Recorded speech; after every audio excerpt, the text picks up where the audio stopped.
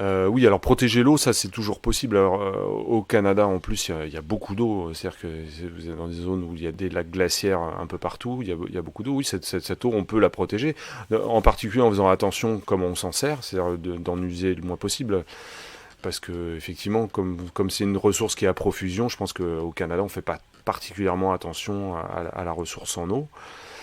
Une des solutions, c'est d'en user le moins possible. Je pense que ça dépend un petit peu. La partie nord du Québec sera, je pense, un peu plus impactée.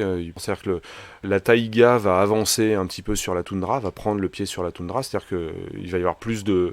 Les forêts vont augmenter vers le nord, vont monter vers le nord, en fait. Ça c'est une des choses. Et puis, il peut y avoir d'autres types forestiers qui se développent, hein, des parties, des essences forestières qui habituellement sont plus au sud, vont remonter un peu plus vers le nord. Ça, je pense que ça, c'est une des conséquences. Oui, c'est déjà le cas, hein. Je pense à des amis là, qui étaient en expédition en Sibérie cet été. La fonte des neiges est beaucoup plus importante. La fonte qu'on appelle les pergélisols, ces sols gelés en permanence, existe. Donc ils vivent dans des environnements beaucoup plus boueux qu'habituellement. Il y a beaucoup plus d'eau. Il y a des changements de place des cours d'eau aussi, ce qui leur pose des tas de problèmes pour leur village, hein. C'est-à-dire que si le cours d'eau a décidé de passer au milieu du village, ils peuvent rien y faire.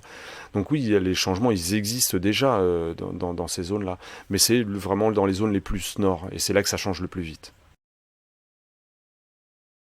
Il y a une gradation en fait dans les réponses. D'abord, il y a une réponse immédiate au moment de la catastrophe, d'essayer de protéger les gens, et donc pour ça, il faut un certain nombre de moyens. Et donc, peut-être aider les pays du Sud face à ces catastrophes à avoir les moyens sur place d'aider leur population au moment où la catastrophe arrive. Avoir des bâtiments plus solides, ou des systèmes de protection, ou des systèmes d'alerte, pour permettre à un maximum de gens qui puissent se protéger au moment de la catastrophe. Ça, c'est une première échelle. La deuxième échelle, c'est d'essayer de les éviter. Et donc là, c'est vraiment d'essayer d'arrêter de consommer des énergies fossiles pour éviter que le système climatique s'emballe.